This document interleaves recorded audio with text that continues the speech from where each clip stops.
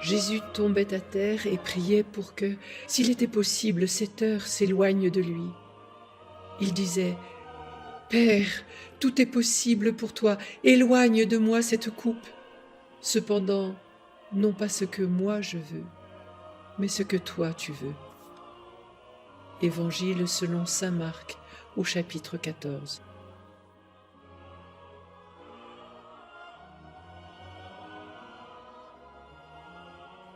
Judas arriva, et avec lui une foule armée d'épées et de bâtons envoyés par les grands prêtres, les scribes et les anciens. Il leur avait donné un signe convenu. « Celui que j'embrasserai, c'est lui, arrêtez-le et emmenez-le. » Évangile de saint Marc, au chapitre 14.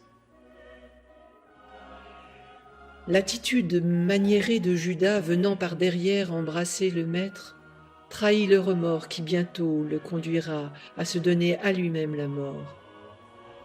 Le Christ abandonne aux soldats ses mains pour qu'elles soient liées. Accomplissant sa tâche comme à contre-cœur, le soldat est éclairé par l'aura du Christ, et son vêtement se teinte du bleu couleur céleste de la tunique de Jésus. Les disciples, pourtant les plus fidèles, se tiennent à distance, cachés dans l'ombre de la nuit.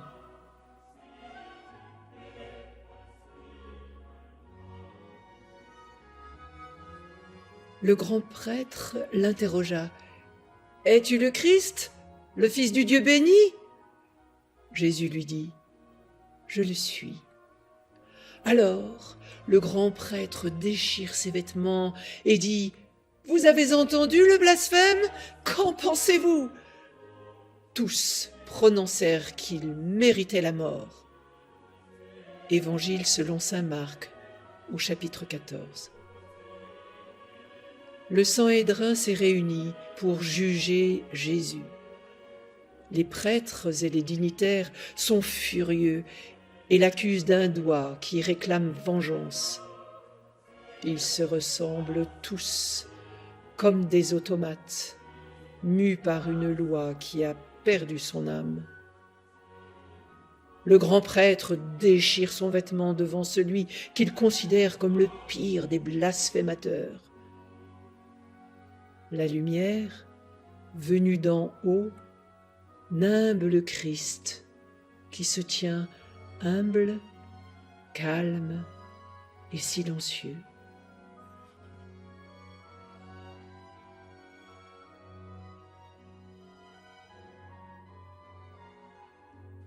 Alors Pierre se mit à protester violemment et à jurer. « Je ne connais pas cet homme dont vous me parlez. » Évangile selon saint Marc au chapitre 14. Pierre a suivi Jésus et attend dans la cour.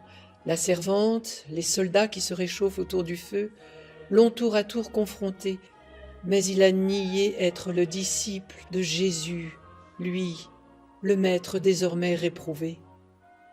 Le coq chante. Pierre se souvient alors brusquement que Jésus lui avait prédit qu'il le renierait 3 fois avant que le coq ne chante.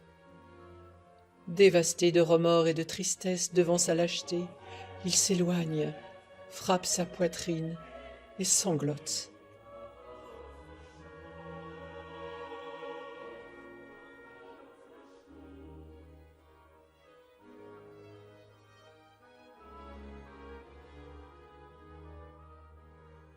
Pilate lui demanda à nouveau « Tu ne réponds rien? Vois toutes les accusations qu'il porte contre toi. »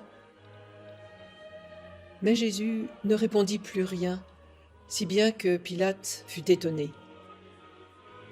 Évangile selon saint Marc au chapitre 14.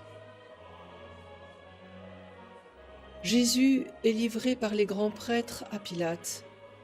Le jour se lève. Pilate est perplexe devant cet homme qu'il pressent innocent et qu'il va devoir condamner à une mort ignominieuse sur la croix. Il est assis sur un trône de marbre, mais c'est Jésus qui a la stature d'un roi.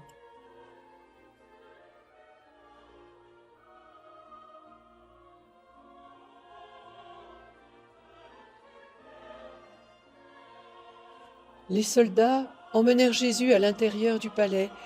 Ils le revêtirent de pourpre et lui posèrent sur la tête une couronne d'épines. « Salut, roi des Juifs !» Ils lui frappaient la tête avec un roseau, crachaient sur lui et s'agenouillaient pour lui rendre hommage. Quand ils se furent bien moqués de lui, ils lui enlevèrent le manteau de pourpre et lui remirent ses vêtements. Évangile selon saint Marc au chapitre 15.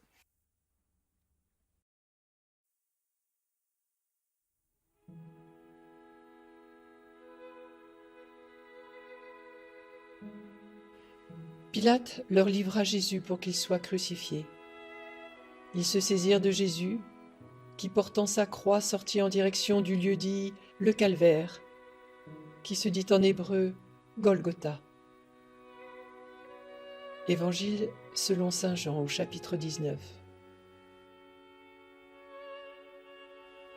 Deux hommes aident Jésus à charger sa croix.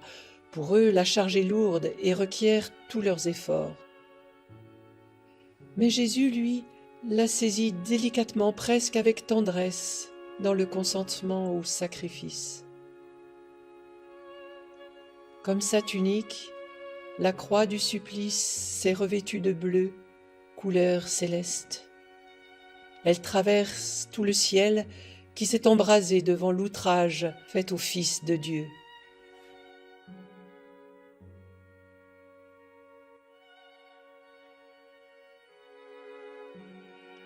Les soldats réquisitionnèrent pour porter sa croix un passant, Simon de Cyrène, qui revenait des champs. Évangile selon saint Marc au chapitre 15. Dans une ambiance apocalyptique, devant la foule maintenue à distance par les soldats, les forces de Jésus l'abandonnent, il tombe à terre. Simon de Cyrène est contraint par les soldats de l'aider à porter sa croix. À peine s'est-il approché que le voilà pris de compassion. Il se penche et la lumière du Christ l'irradie.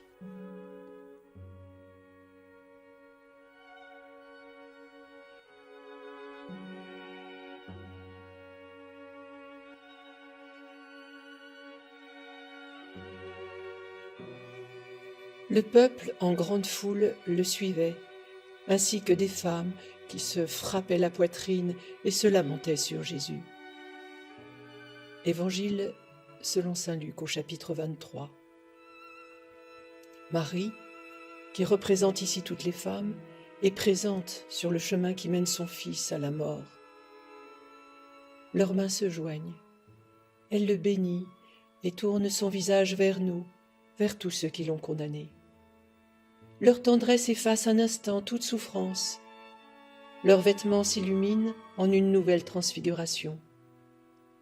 La croix elle-même est transcendée et écrit dans l'étendue du ciel la lettre grecque Chi, l'initiale de Christos.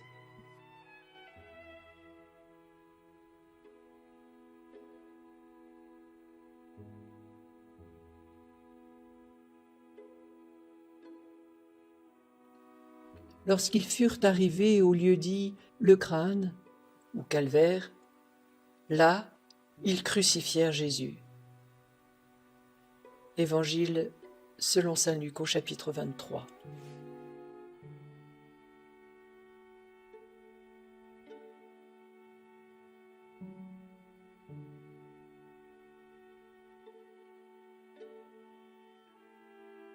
Avec lui, ils crucifièrent deux malfaiteurs, l'un à sa droite, l'autre à sa gauche. Évangile selon saint Marc au chapitre 15. Jésus, le bon et le mauvais larron, sont tous trois éclairés par la même incandescente lumière du ciel. Jésus n'a-t-il pas dit « Je suis venu allumer un feu sur la terre ». Son amour brûlant pour tous les êtres humains, il le donne encore par-delà la souffrance de la crucifixion dans ces mots qu'il adresse au bon larron. « Aujourd'hui même, tu seras avec moi dans mon royaume ». Le Christ épousent la souffrance des deux malfaiteurs et leurs croix s'unissent à celle du Christ.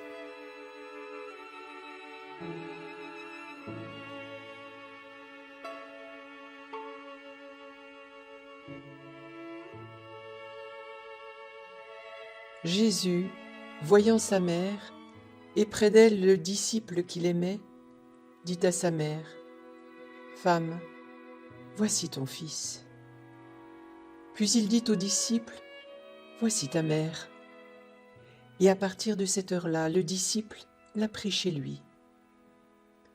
Évangile selon saint Jean au chapitre 19. Tendresse infinie du Christ, qui étend les bras comme pour embrasser Marie sa mère, Jean son disciple bien-aimé, et à travers eux tous les êtres humains. Les flots incandescents de l'amour divin se répandent sur toute la terre.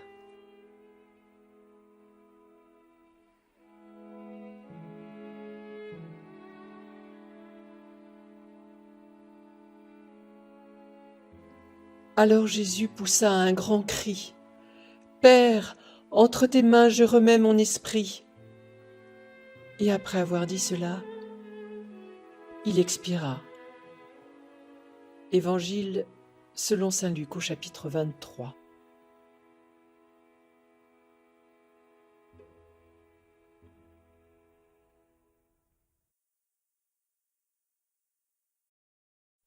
Alors, Joseph d'Arimathie acheta un linceul. Il descendit Jésus de la croix, l'enveloppa dans le linceul et le déposa dans un tombeau qui était creusé dans le roc. Évangile selon saint Marc au chapitre 15.